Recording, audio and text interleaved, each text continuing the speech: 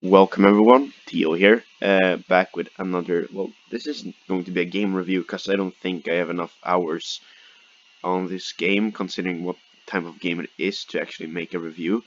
Well, there's no set amount of hours that I tend to require on a game to make a review about it. Like that, it differs depending on the type of game, and a game like this requires more time than per se Empires Apart, where you experience all the gameplay in one match pretty much. One match of each mode. Uh, so I'm going to be talking about my first impressions of the Elder Scrolls Online, which I currently have uh, 24 hours on, so one day. Uh, so what do I think about this game? Well, I think this game is great from what I've experienced. It may it may change later on, but as of right now, I'm very fond of the game. Um, I bought it on the Steam store for around €8, uh, which is roughly, let's say it's $8 for the simplicity, and it was definitely worth it. I mean, I think the normal store price is around $20 or euros, uh, which is definitely worth as well. I'd probably consider paying 60 for this game, uh, if there was more long uh, base game content without DLCs. Uh, but enough talking about the game as a whole. I want to go more in depth about each thing. So I want to begin with quests because you're greeted by quests as soon as you start the game, just like pretty much any other MMORPG. Because quests pretty much teach you the basics. Um, Now I haven't experienced all the quests, or I think all the quests in the starting areas, because I don't think Vardenfell is the starting area for everyone. That might change with your allegiance or race or something, I don't know. Because there's a lot of smaller location that could act as starting locations. Um, and I think the quest. I'm gonna stop talking about the map, and I'll talk more about that later. The quests are great. They have a great way of bringing out emotions. Um, I don't. I haven't played that many MMORPGs, but I'm used to characters standing completely still, pretty much not having any movement, uh, and you have zero options to what to reply with. I mean, I've even played games with a silent protagonist MMORPGs. Well, this one does have a silent protagonist, but it's you can still see what the person is saying based on dialogue options. Uh, so you can change the outcome of different quests. For example, not going to spoil that much, but there's this Morag Tong related quest in Vardenfell that you will find in Balmora, I think, um, where you can actually change the outcome slightly of the events depending on your choices, which I find to be great. Um, and all dialogue is fully voice acted by believable voice actors as well, with different personalities. It's not like a hello, here is quest. It's more like a blah blah. I'm not gonna attempt to do any voice acting here, but I hope you understand what I'm saying at least. Um, but yeah, I don't really know what to say about the quests other than that they're amazing and can bring out a lot of emotions. There was another quest that I played that made me pretty sad. Uh, and then you feel like you actually become friends with some of the characters you help in this world. Um, after you've done the quest and while you're doing the quests, when you're cooperating with them and stuff like that. And you can even notice it afterwards, because after you've completed their quests, they'll be really kind to you. Uh, Something else I want to bring up is the combat, which you can see in the gameplay here. I don't have a script, I'm just playing the game and saying what I think about it. I like the combat in this game. I'm used to playing Order and Chaos online. The combat there is pretty. It's not very intense. You can't really change the outcome that much. Or you can combine different spells in particular orders to make them pretty effective.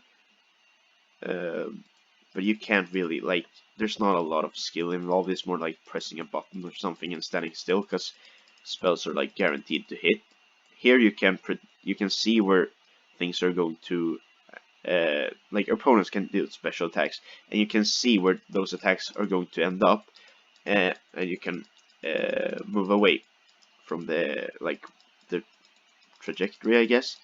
And when opponents are like charging up an attack, you can also block hit them like this. Well, I fucking failed. And you can stun them, which you can exploit and make them drop to the ground. There's also a lot of different classes with multiple like spell combinations, and you can actually morph skills. Let's see if I actually can. Well, I don't have any skill points, but you can morph skills when you've leveled them up to make them more effective, and change their abilities. I know that Urban Chaos has this to some extent, um, but I've noticed it a lot more in this game. Um, Speaking of combat, I guess it's good to talk about. No, no, wait, no. I want to talk about graphics first, because I thought I had a good segue for this, which I don't. But I don't know. I want to talk about graphics. Anyway, now as you can see, I'm at my game is running at around 92 to 70 FPS. Now the FPS is most of the time for me, while not recording, capped at 100, which is where this game caps, at least for me, despite my 240 Hz screen. Not sure if you can change the refresh rate at all. But anyway, in some locations I've noticed that the frames drop to like below acceptable. I've seen 45 without me overclocking, which is pretty bad, considering that this game's system requirements. I can actually pull them up on Steam if you give me 1 second. I don't remember this at the top of my head. Let's see here. Let's see. The Elder Scrolls Online. I'll check the recommended system requirements, I guess. How the hell did I go to the store page? I'm sorry, this might take a second. I don't know how to. Oh, there we go. I'm not very good with Steam Mobile. Can I? Yeah, there we go. And it was being quite annoying. Okay, let's scroll down here. System requirements.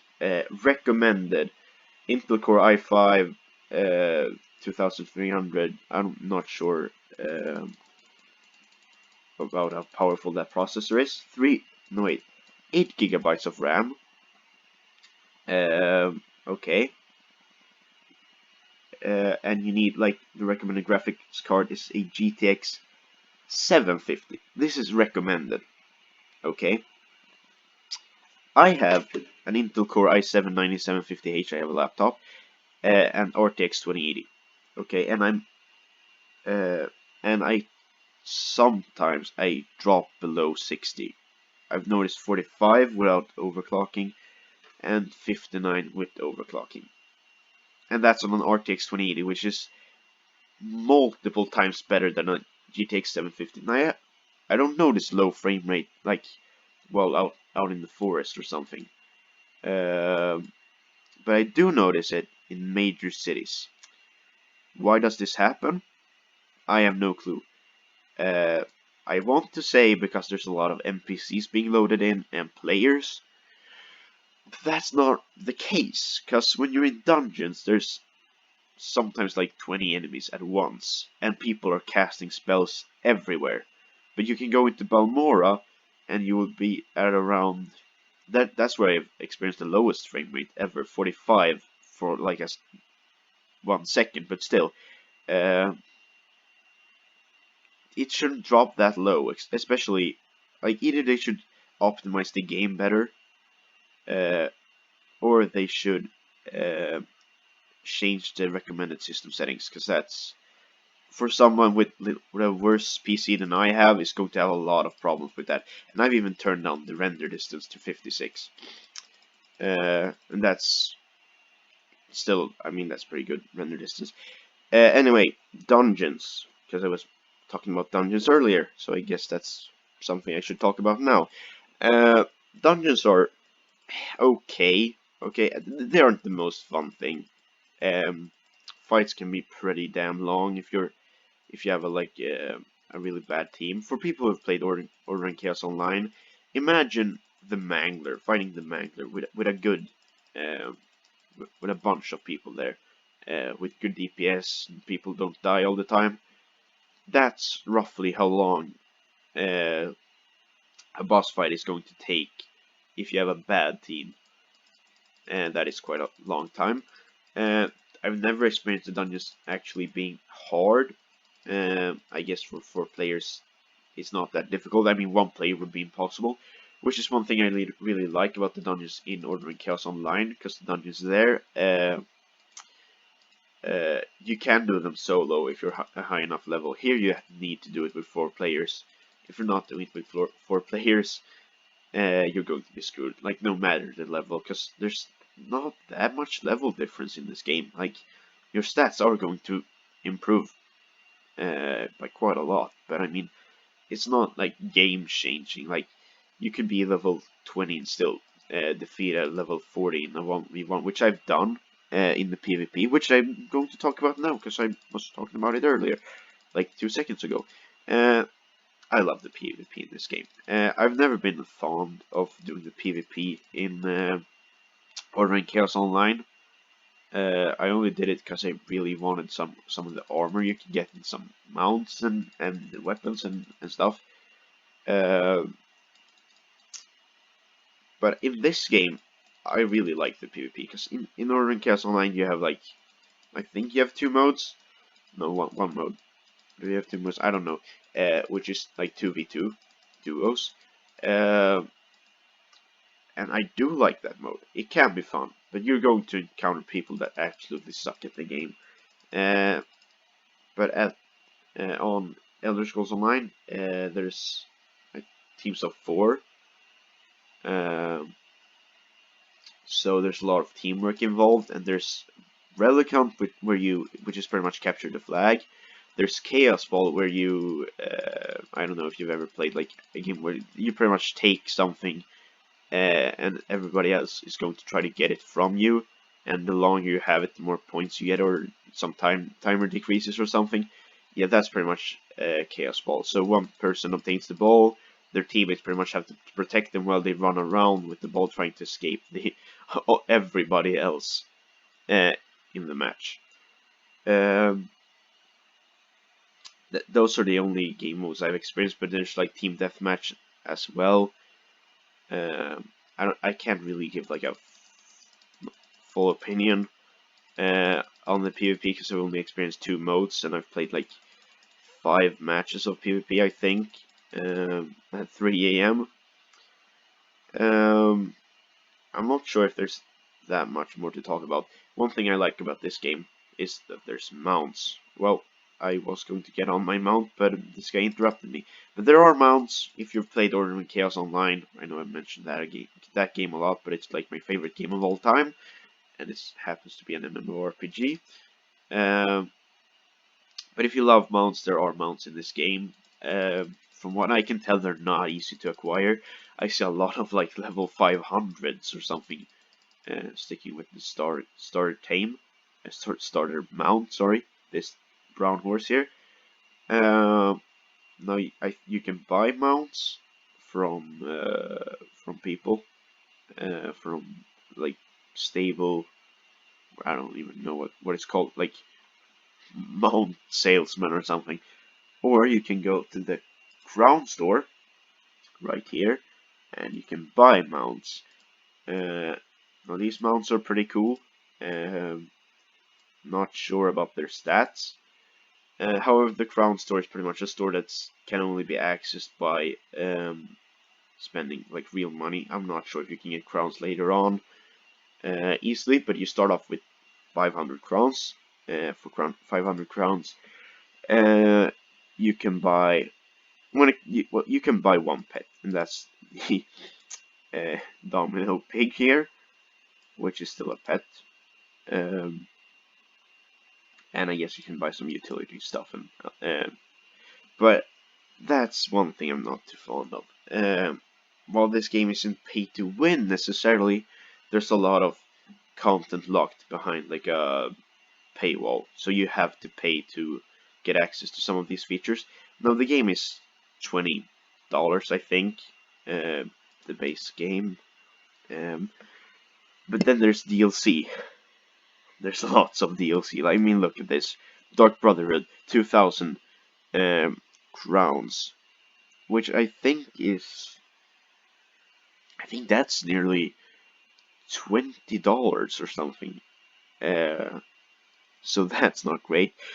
Dragon Bones, 1,500 crowns. Dragon Hold, 2,000 crowns. Dragon Hold Collector's Bundle, which I don't think that's a lot of content really. You get some pets, which by themselves are worth more than that. So I guess that's a good deal. Still really expensive though. That's like $40. Yields and Glory. No clue. It's new content. So Horns of the Reach, Imperial City, which is free. That's great. Morrowind, which came with the game when I bought it. I'm not sure if it comes with the game for everyone. Murkmire, paid DLC. Orsinium, Scalebreaker, Shadows of the East. As you can see, Somerset, which is really, really expensive. Which is the same because I want to go to Somerset because there's a person there involved in a quest that was involved in a quest on Vardenfell, from what I can find. Anyway, so those DLCs together are going to be worth like I'd say like $200 at least. And then you're looking at a really expensive game. The Elsewhere DLC, like by itself, is worth $30. I would recommend buying it now. It's on sale for like $13. I bought it. I haven't experienced Elsewhere yet, but I mean it's I guess it's a good deal to buy it now. So yeah, be prepared for that if you're interested in buying this game. But there's still a lot of base content. If I bring up the map here, this video is long, boring. I know. I'll put some timestamps or something in the description. You see, you got East March free, the Rift and all that free. Stonefalls free. Shadowfen free. Deshaun free. Uh, I, I I think that's free. Yeah. I guess these dungeons aren't free, but you can still access them. Murkmire DLC. Southern Elsewhere DLC, which I bought. But apparently this Elsewhere dungeon doesn't even come with the Elsewhere DLC for $30. What a fucking ripoff, Jesus Christ. Well, I didn't mean to zoom up that much. What's this? Auridon, free. Alikir Desert, free. Stormhaven, free. Glenumbra, free. Rivenspire, free. Rothgar, not free. Bankurai, not free. Which is a shame. Spain is not free. You got this random place here, Port Strothmakai, free. Somerset, of course, not free. That's 3,500 crowns. As you can see, this game is not cheap. The price tag might fool you, but there's a lot of base content, I guess. I mean, For $8, I'd be happy with the amount of content I've gotten out of Wardenfell, and then I haven't even completed most of the quests, I think. So, is Elder Scrolls Online worth checking out? Yes. I know my opinion changed from saying like that it would be worth $60 to saying that it's barely worth the current price. Depends on how you have it economically. Uh, if I would buy it, I would buy it on sale, because I mean you're going to save money, so why not do it? But I would still buy it normally as well. There's still a lot of content here. There's definitely more expensive games that are worse than this. But yeah, that's pretty much everything I have to say right now. I'm going to have different opinions later on, uh, and I'll make an update. I guess I'll make a review when I'm sitting at around 50 hours, 60, 100, somewhere around there, when I have the time and the energy. This has been a really long video. I'm sorry about that. Now I'm going to go take a walk with my dog, get some fresh air, because I've been doing nothing but gaming. The past few weeks, no, the past week. And I'll see you guys in my next video, I guess, which I have no clue what that video is going to be. Stay Out review, maybe. Stay Out is another MMORPG that I played with my friend, and he now hates the game. What am I even talking about? Like, you can end the video now if you really, if you don't care. Anyway, that's all for this video. I'll see you in the next one. Bye.